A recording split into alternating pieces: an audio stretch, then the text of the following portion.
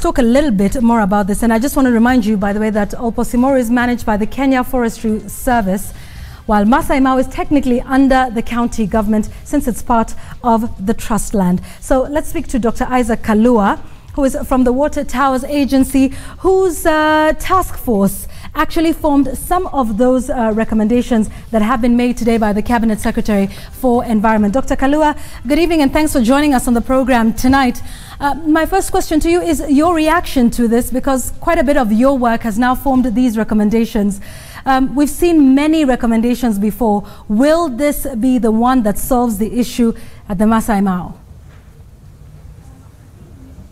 Thank you for having me, Yvonne. I sincerely appreciate. And sure, it is indeed, there have been many efforts that have been done in Mau. And yes, we have today seen the recommendations by the Cabinet Secretary. And the only thing that may be different is the direction to deal with the issue that is at hand head on. Because the challenges that we have been having is to blow hot and cold on a matter that is of importance to our lives.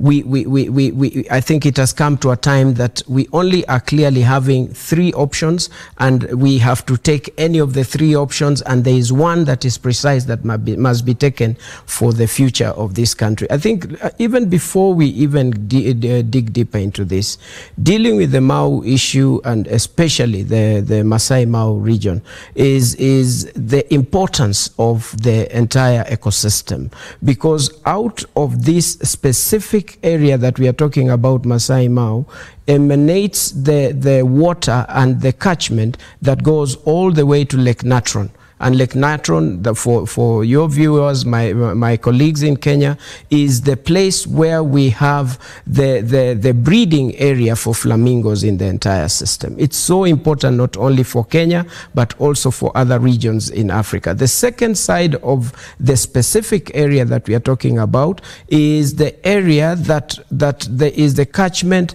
for the Masai Mara and the entire ecosystem. And you can imagine what it is for the continent of Africa and this specific region. Dr. So we have that as a... Yeah, sorry. I wanted to interject and ask you this, because now we're talking about this now infamous cut line. You know, what is that about? Because we understand now from the Cabinet Secretary there was a cut line separating one part of the forest from the other. Just explain to our viewers what this cut line business is all about. Let me attempt to explain this. And I'm having some trouble with the voice, but it is okay. This issue of cut line there was a meeting indeed that was agreed, and it involved the presidency. This is a true position. And the presidency clearly guided that there was going to be a cut line that will be created. And this was a directive that was given to Kenya Forest Service.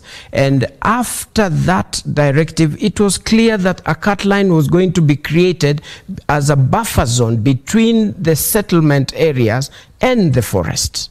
For some unknown reason, for unexplained reason, for a reason that Kenyans must be explained. And this I insist, because we must face these issues head on.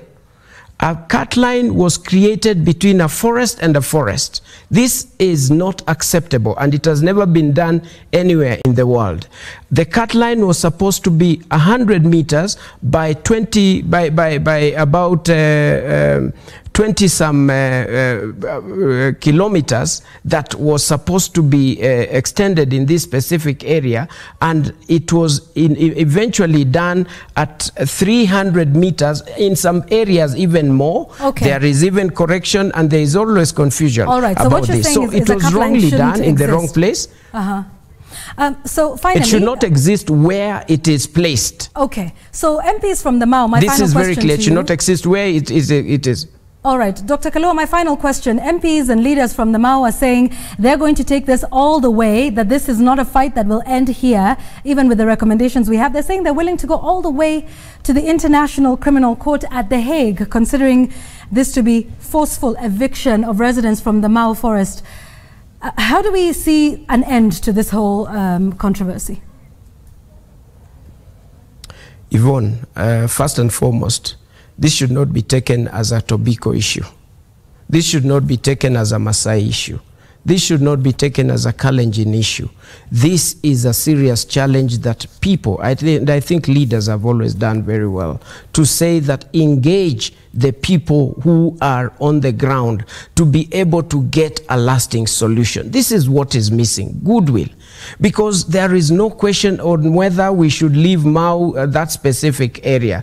This should not be the discussion. And again, levels of recommendations vary. What the Kenya Water Towers has recommended is clear. What the minister has now recommended is legally binding, because there are only 3 options. And which one do you take that is legally binding? And there is then the next level that the presidency may consider the